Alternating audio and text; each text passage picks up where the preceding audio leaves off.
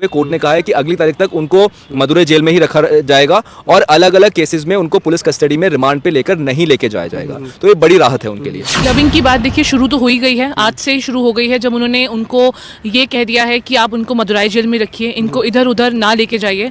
तो अगली डेट पर उम्मीद है कि क्लबिंग जब 28 तारीख की डेट आएगी तो क्लबिंग पर भी हमें कुछ और बड़ी राहत मिले, आज से बड़ी। आज की जो सुनवाई है वो हमारे लिए काफ़ी पॉजिटिव रही है। कोर्ट ने हमें काफ़ी पॉजिटिव तरीके से हमें सुना, काफ़ी समय हमें दिया सुनवाई में।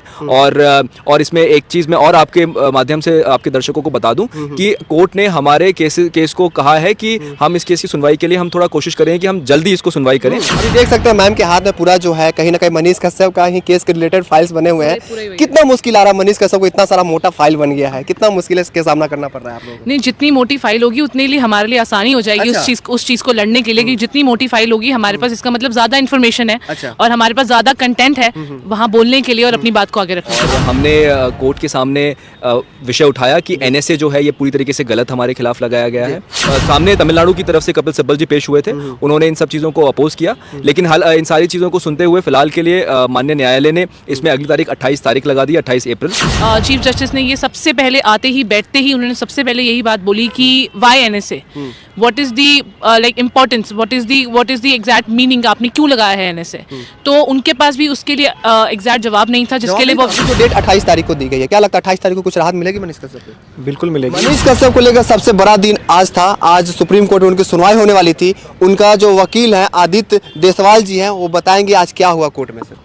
जी देखिए, आज हमारा केस ऑनरेबल चीफ जस्टिस के सामने लगा हुआ था और हमने कोर्ट के सामने विषय उठाया कि एनएसए जो है ये पूरी तरीके से गलत हमारे खिलाफ लगाया गया है। उसके अलावा जितनी भी एफआईआरस हैं ये सेम विषय के ऊपर उन्होंने बहुत सारी मल्टीपल एफआईआरस हमें झूठे मुकदमे फंसाने के लिए हमारे खिलाफ ये एफआईआर कर दी गई हैं। तो इनको क्लब करके कंसोलिडेट करके इनको स्टेट ऑफ बिहार में भिजवा देना चाहिए।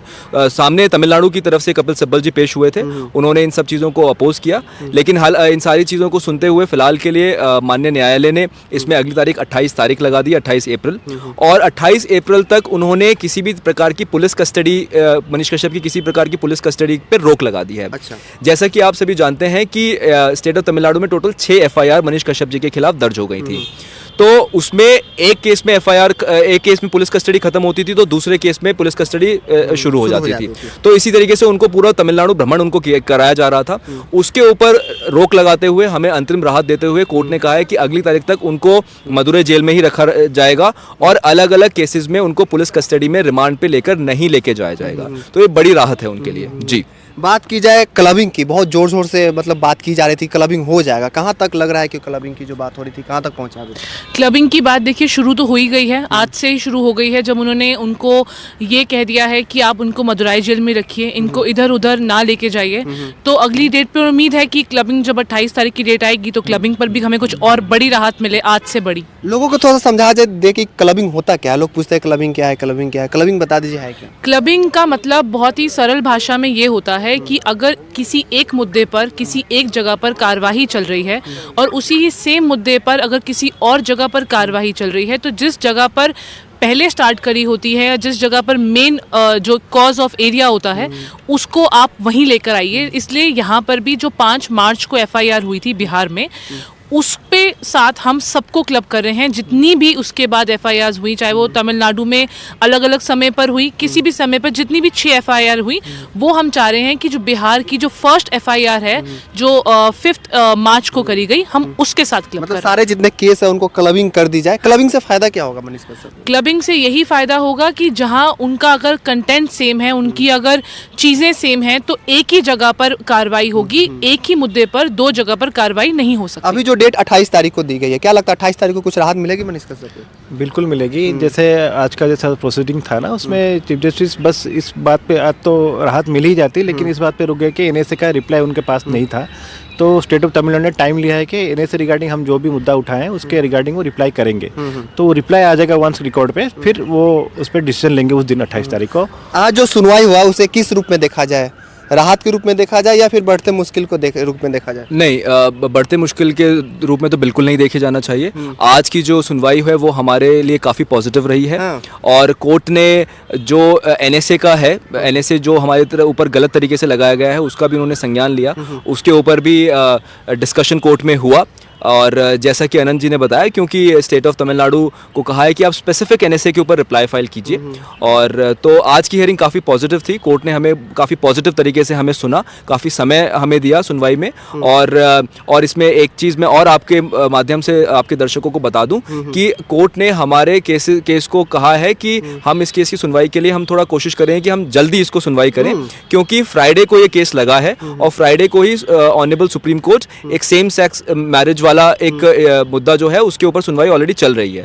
डे टू डे हियरिंग उसमें शुरुआत हो गई है, तो उसमें काफ़ी कोर्ट का टाइम जाता है। तो हमारे केस को उन्होंने कहा कि क्योंकि ये केस भी काफ़ी इंपॉर्टेंट है, अर्जेंट है, तो इसके लिए उन्होंने जो एडवोकेट्स इसमें पेश हो रहे थे हम लोगों से भी आग्रह किया कि आप लोग जल्दी आ जाइएगा, हम लोग इसको सुनने के लिए जल्दी बैठेंगे, क्योंकि हमारे पास और भी आगे केसेस लगे हुए हैं पूरे दिन में, तो जिससे ये केस मिस ना हो पाए और हम इसमें सुनवाई कर सकें। कितना मेहनत कर रहे हैं मनीष कश्यप को क्लबिंग कराने के लिए या फिर उनको रिहाई दिलाने के लिए, कितना मेहनत कर रहे हैं आप लोग? जी देखिए, जब से ये केस हमारे पास आया है हम लोगों ने अपनी पूरी जी जान इसमें लगा दी है। हमारे सामने कई प्रकार की कठिनाइयां इस केस में आई, क्योंकि जब ये केस हमारे सामने आया था तब कोर्ट में वेकेशंस चल रही थी, और कोर्ट में वेकेशंस में केस फाइल करना, ड्राफ्ट करके फाइल करके लिस्ट करवाना बहुत मुश्किल होता है।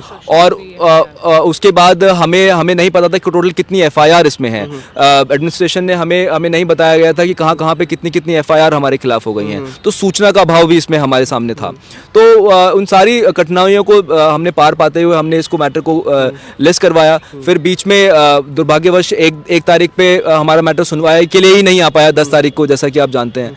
तो बहुत सारी कठिनाइयां इसमें आई हैं, लेकिन हमने इसमें पूरी जी जान लगाई हुई है, और हमें न्यायालय में पूरी आस्था है और हमें पूरा विश्वास है कि अगली तारीख पे कुछ बहुत बड़ा ऑर्डर हमारे फेवर में आएगा। अभी देख सकते हैं मैम के हाथ में पूरा जो है कहीं ना कहीं मनीष कश्यप का ही केस के रिलेटेड फाइल्स बने हुए हैं। कितना मुश्किल आ रहा है मनीष कश्यप को, इतना सारा मोटा फाइल बन गया है, कितना मुश्किल है इसके सामना करना पड़ रहा है आप लोगों को? नहीं, जितनी मोटी फाइल होगी उतने लिए हमारे लिए आसानी हो जाएगी। अच्छा। उस चीज को लड़ने के लिए कि जितनी मोटी फाइल होगी हमारे पास, इसका मतलब ज्यादा इन्फॉर्मेशन है। अच्छा। और हमारे पास ज्यादा कंटेंट है वहाँ बोलने के लिए और अपनी बात को आगे रखने के लिए। आपसे एक व्यक्तिगत राय लेना है, मनीष कश्यप को केस को कैसे देखती हैं आप? जैसे बाकी सभी केसेस को देखते हैं, हमारे लिए सारे केसेस सेम हैं। जैसे न्याय के लिए न्याय एक जैसा ही है, वैसे हमारे लिए नहीं, बात की जाए एनएससी एंड ऑल जितना केस हुए हैं उन पे, व्यक्तिगत पूछ रहा है, जो आप एडवोकेट से मेरे से बात करिए, क्या एनएसए लगना चाहिए था उन पे? देखिए, लगना तो नहीं आप स्टडी कर रही हैं। हाँ, लगना तो नहीं चाहिए था। आज कोर्ट में भी यही बात उठी है।